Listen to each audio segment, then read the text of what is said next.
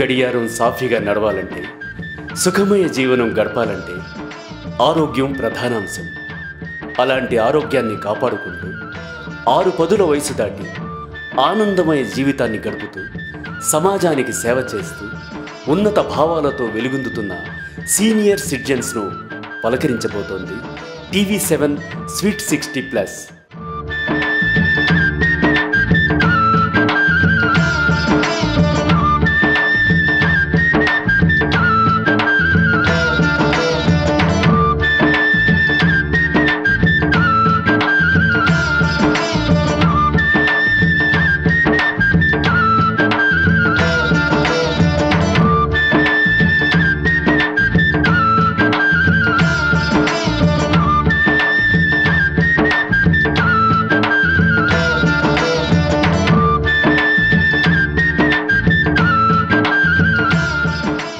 ముసలివాణ్ణి కాదు, I'm young అని సగర్వంగా చెప్పే వ్యక్తి, ఎంతోమంది వృద్ధులకు ఆశ్రయం కల్పిస్తున్న మహోన్నత శక్తి, పేద విద్యార్థులకు ఉచిత ఉన్నత విద్యను అందిస్తున్న విద్యాదాత, మరెంతో మందికి నిత్యం అన్నదానం చేస్తున్న అన్నదాత.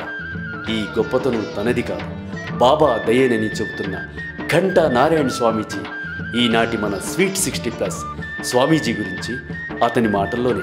శ్రీ సచ్చిదానంద సద్గురు సాయినాథ్ మహారాజ్ కీ జై. హరి ఓం గురుదేవ దత్త.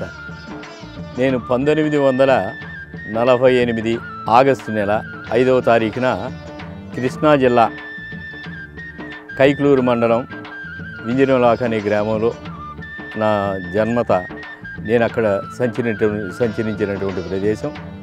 నా విద్యాభ్యాసం హై స్కూల్ వరకు కూడా కైక్లూరులో చదువుకున్నాను.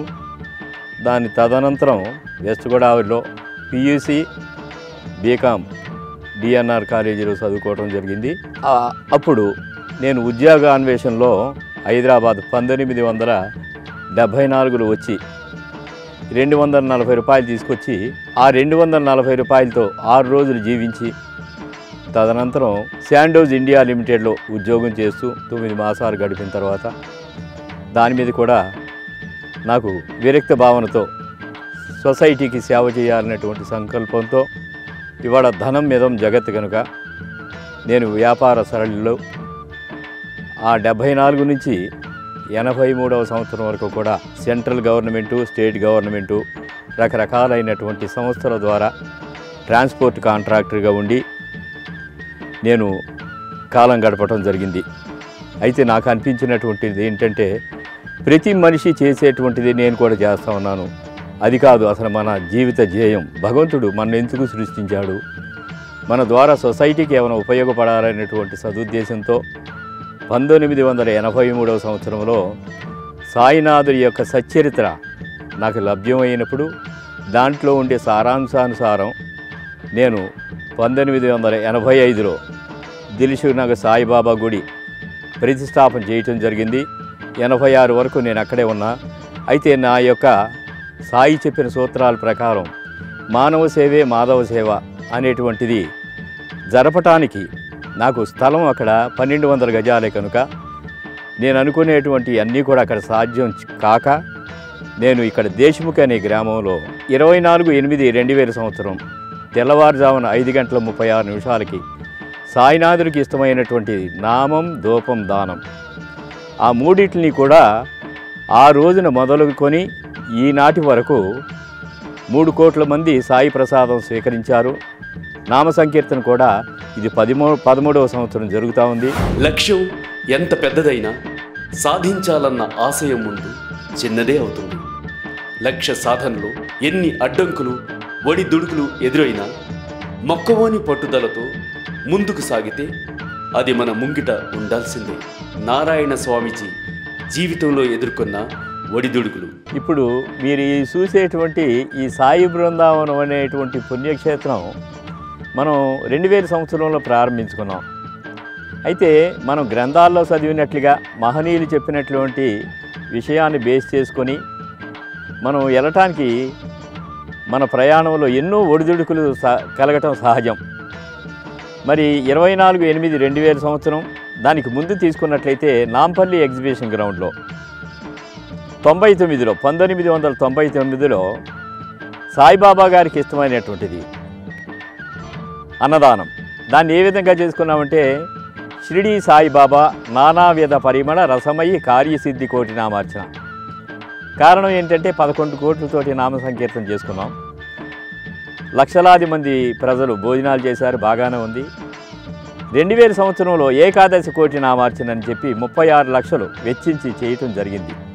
అయితే మనం అన్నిసార్లు కూడా లక్షల గురించి మాట్లాడుకుంటున్నాం.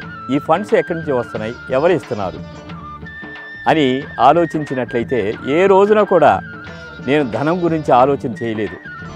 బాబా చెప్పినటువంటి సూత్రాలను బేస్ చేసుకొని హృదయంలోకి వారిని ప్రవేశింపజేసుకొని నా దగ్గరికి వచ్చేటువంటి ప్రతి భక్తుల్ని కూడా సాయి భక్తుల్ని బాబాగానే భావించి శక్తికి మీరి చేయకండి, శక్తి అనుసారంగా మీకు తోచిన విధంగా తగు మాత్రంగా మనం 10 మందికి ఉపయోగపడాలనేటువంటి ఉద్దేశాన్ని తెలియపరుస్తూ మొదటి సంవత్సరం చేసుకున్నప్పుడు 99లో చేసుకున్నప్పుడు 11 లక్షలు ఖర్చు అయింది.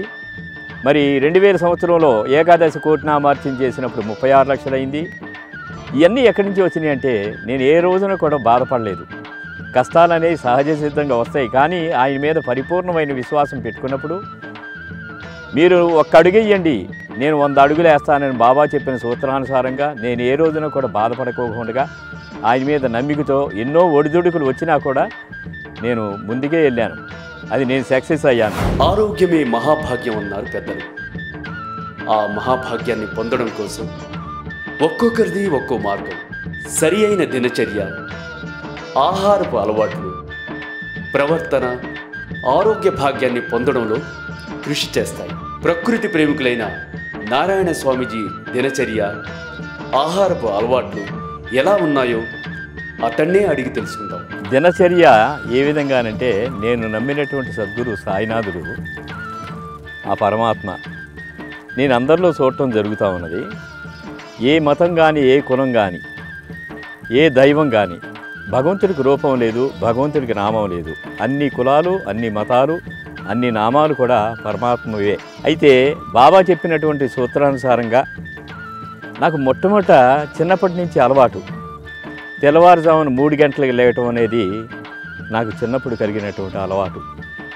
ఆ అలవాటుని బేస్ చేసుకొని నా కాలకృత్యాలు తీరిన తర్వాత నేను 4 గంటలకి ఆ పరమాత్మ చెప్పినటువంటి సూత్రాలని, వారు చెప్పినటువంటి మాటల్ని నేను మననం చేసుకుంటూ 5 గంటలకి నా పూజని పరిసమాప్తం చేసుకుంటా.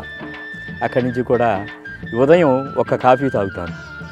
తర్వాత 8 గంటలకి అల్పాహారంగా తగు మాత్రంగా తీసుకుంటాను. అదేవిధంగా 1 గంటకి నా భోజనం చాలా మితంగా, కూరగాయలు, ఆహారం తగు మాత్రంగా తీసుకోవటం.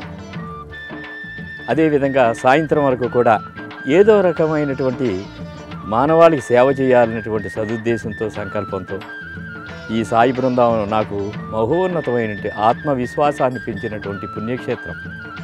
ఇది మామూలు క్షేత్రం కాదు. మనిషి ఆందోళన ఎప్పుడు కలుగుతుందంటే ధనం గురించి, పదవి గురించి, స్త్రీ గురించి ఆందోళన పడతాడు. ఆ మూడింటిని కూడా నేను దూరం పెట్టుకుని నాకు సేవ అనేటువంటి సాయినాథుడు కల్పించినటువంటి అవకాశాన్ని సద్వినియోగపరుచుకుంటూ ఇక్కడ నా టైం అంతా కూడా వెచ్చేస్తూ ఉన్నా.